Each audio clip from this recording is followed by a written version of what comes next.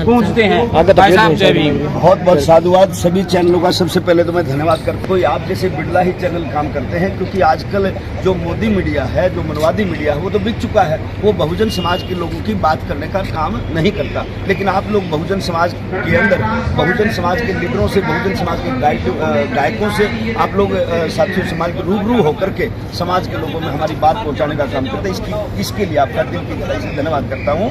आज जो भाई सुदेश कटारिया जी हैं भिवानी की धरती पर, और यहाँ पर मेरा प्रोग्राम था। भिवानी की जितनी भी टीम थी, 36 बिरादरी के लोगों ने यहाँ पर प्रोग्राम कराने का काम किया और संविधान के सम्मान में ये प्रोग्राम हुआ, जिसमें गुड़िया मेरे साथ सविता अम्बेडकर भी रही।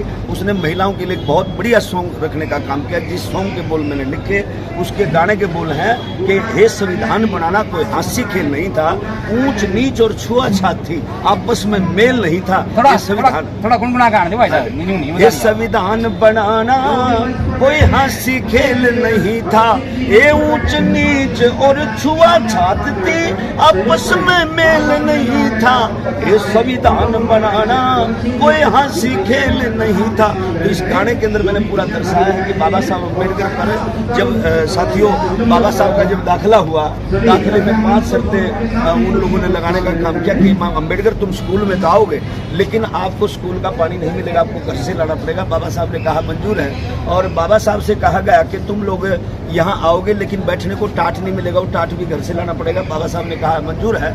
और इसी तरह से बाबा साहब से कहा गया कि स्वर्ण जाति के जो बच्चे स्कूल में पढ़ेंगे उनसे ना तो तुम दोस्ती करोगे ना उनके साथ खेलोगे। बाबा साहब ने कहा मंजूर है। और चौथी बड़ी खतरनाक शर्त थी, उसमें कहा गया कि अध्यापक से बिना पूछे सवाल शुरू करोगे, अध्यापक से कभी भी पूछने की हिम्मत नहीं करोगे। और 5वीं शर्त में कहा गया कि 10 फुट दूरी पर तुम बैठ करके पढ़ाई करोगे, और वो दूरी की साइड वो होगी जिस साइड से हवा नहीं चल रही होगी। आपको हवा छू करके हमारे बच्चों को छू जाएगी तो वो भी अशुद्ध हो जाएंगे, वो भी शुद्ध हो जाएंगे।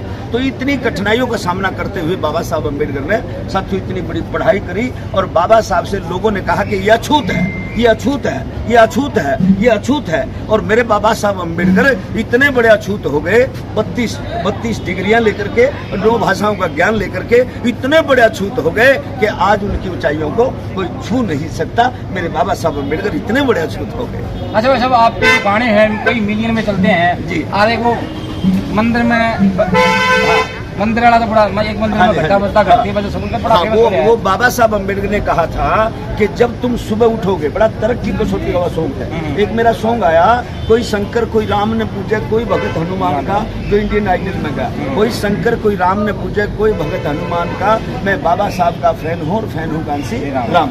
तो मैं किसी से कोई सिकवा गिला नहीं। भाई चंद्रशेखर रावण का गीत भी मेरा ये हिट हुआ, जिस गाने के बोल है कि अब जुल्म ने सह गया रो भीम आर्मी। उसमें मैंने लिखा रोहित वे मुल्ला मार दिया जो पढ़ने में होशियार था, चंद्रशेखर किया जड़ में छोरा चमार का, वो गाना भी मेरा हिट हुआ। और माननीय बहन कुमारी मायावती का गाना भी 2005 में मेरा हिट हुआ, भाई और मेरी जान बीएसपी तेरे पे कुर्बान बीएसपी, तू तो गरीबों की पालनहार है, सोच लिया तेरे बिना ना गुजारा है, गरीबों से तो सारी पार्टी करे किनारा है, एक मायावती बहन है जिसने उभारा है, मेरे बाबा साहब अमर रहे हम सब का नारा है। वो गाना भी मेरा हिट हुआ। सम्मानित राजकुमार सैनी जी का भी गाना मेरा हिट हुआ, जो राजकुमार सैनी जी आज मूल निवासियों की बात करता है, पाखंडवाद के खिलाफ बात करता है। तो जिसको कैडर समझ में आ गया, जिसको पता चल गया कि मंदिरों में हमारा कुछ नहीं रखा, ये गाना इसलिए मैंने किया। बाबा साहब अम्बेडकर ने कहा कि प्री प्लान जब तुम सुबह उठोगे तो आपको 2 घंटी सुनाई देंगी, 1 घंटी मंदिर की बजेगी, 1 घंटी विद्यालय की बजेगी। लेकिन कुछ लोग मंदिर का घंटा इसलिए बजाते हैं कि जब आदमी फ्रेश माइंड उठता है तो उसका घंटी की तरफ ध्यान जाता है, उसकी नींद छूट जाती है, और फिर मंदिर की तरफ अगर जाओगे तो बाबा साहब ने कहा कि पढ़े लिखे भी बेवकूफ बन करके लौटोगे। मंदिर में आपको 2 चीजें मिलेंगी, एक पुजारी और एक भिखारी, बाकी तो चीज मिलती नहीं। पुजारी आपको बनने नहीं देंगे, भिखारी आप लोग बनना नहीं चाहोगे। तो बाबा साहब अम्बेडकर ने कहा कि एक मंदिर का घंटा बजता है, एक विद्यालय की घंटी बजती है। अगर मंदिर की तरफ जाओगे तो बेवकूफ बन करके लौटोगे, और विद्यालय की तरफ जाओगे तो विद्वान बन करके लौटोगे। इसलिए साथियों, विद्वान का परिचय बाबा साहब अम्बेडकर ने दिया, जिसने 32 डिग्रियां 9 भाषाओं का ज्ञान लिया, मानव काशीराम साहब ने दिया। और उधर अशिक्षित लोगों ने देखो राज्यसभा के अंदर भी तड़ी पार ने, मैं तो उसको तड़ी पार कहूँगा क्योंकि गुजरात से तड़ी पार वो लोग होकर के आए थे, उसने बड़ी सभा में कहा कि अम्बेडकर अम्बेडकर अम्बेडकर अम्बेडकर 7 बार उसने कहा।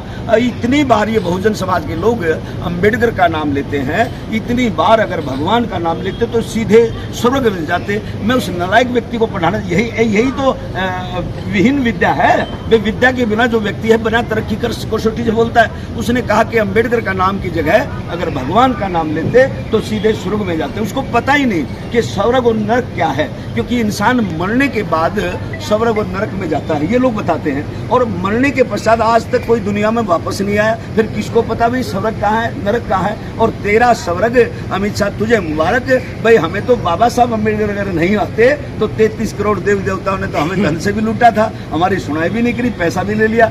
जैसे पीके फिल्म में है ना, पीके फिल्म में आमिर खान ने एक बहुत अच्छी बात सुलझाने का काम किया।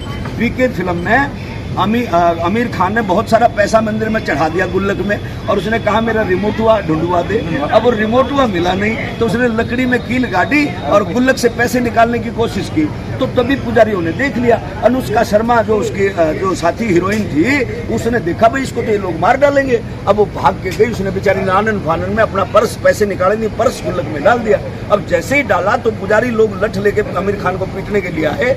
तो उसने अनुष्का शर्मा ने बचाव किया, कहा पुजारी जी मेरी बात सुनो। बोला बोल बोल बोल जल्दी बोल, इसने पैसे क्यों निकाले? बोला ये पैसे नहीं निकाल रहा था, मेरा धोखे से जब मैं दान पात्र में पैसा डाल रही थी तो मेरा बटुआ इसमें गिर गया, ये बेचारा बटुआ निकाल रहा था। अब उसका दान पात्र का गुल्लक खोला तो उसमें करोड़ों रुपया वहां से निकला, विदेशी करेंसी भी निकली, हीरे जवाहरात सोना चांदी, वहां पर बहुत सारा पैसा उस दान पात्र से निकला।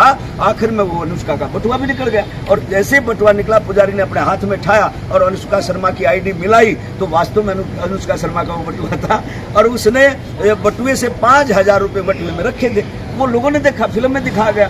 5,000 निकाल के पुजारी जी ने वो 5,000 गुल्लक में वापस डाल दिए। अब अनुष्का ने कहा मेरे पैसे तो दो, आईडी तो आपने दे दी, पैसे दो।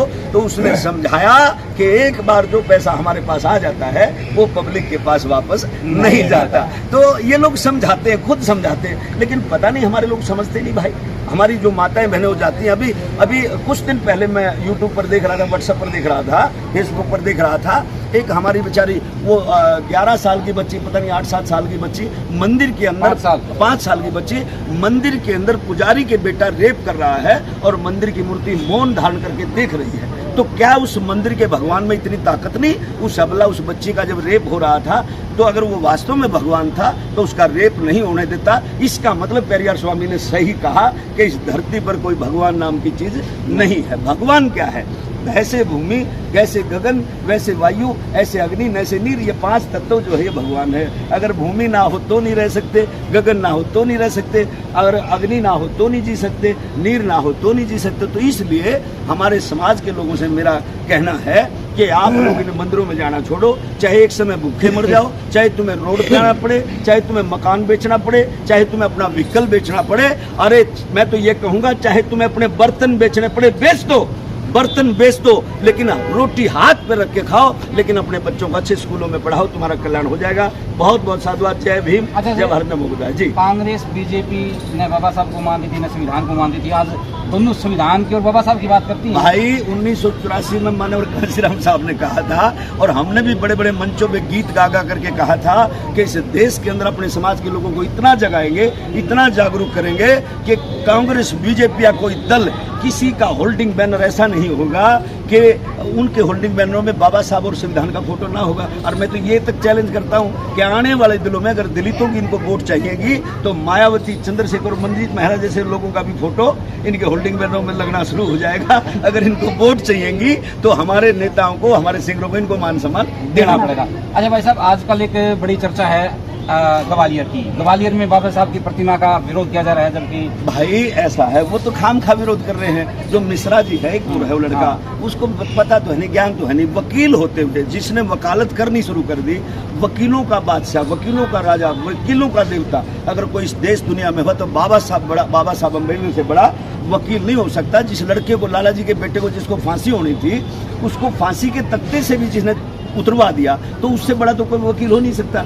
अब वो मिश्रा और वो नालायक लोग ग्वालियर में जो मूर्तियां नहीं लगने देना चाहते हैं, उनको तो, वो तो बड़े बेशर्म लोग हैं, उनको तो मूर्ति लगानी चाहिए और रिश्तेदारी निभानी चाहिए। वो तो हमारे रिश्तेदार हैं भाई, रिश्तेदार पूछो कैसे वो रिश्तेदार इसलिए हैं कि बाबा वो शर्मा है तो टाटा नहीं लगने दे रहा, लेकिन बाबा साहब अम्बेडकर रिश्तेदार कैसे हैं? ब्राह्मणों की लड़की से बाबा साहब अम्बेडकर ने शादी करने का काम किया था, तो उस मिश्रा के तो जीजे हुए ना बाबा साहब, तो जीजा की मूर्ति को तो यार बटेव को तो लोग सम्मान देते हैं, वो लोग अपमान कर रहे हैं। तो इसलिए मैंने एक सॉन्ग में कर रहा हूँ, हाँ, मूर्ति थारे जीजा की ग्वालियर में ही लावेंगे, मूर्ति थारे जीजा की ग्वालियर में ही लावेंगे, तुम सारे भागे फिरोगे जिस दिन भीम सिपाही आवेंगे, मूर्ति थारे जीजा की ग्वालियर में ही लावेंगे। बहुत बहुत साधुवाद। जय भीम, जय भारत, नमो बुद्धाय। धन्यवाद। जय भीम।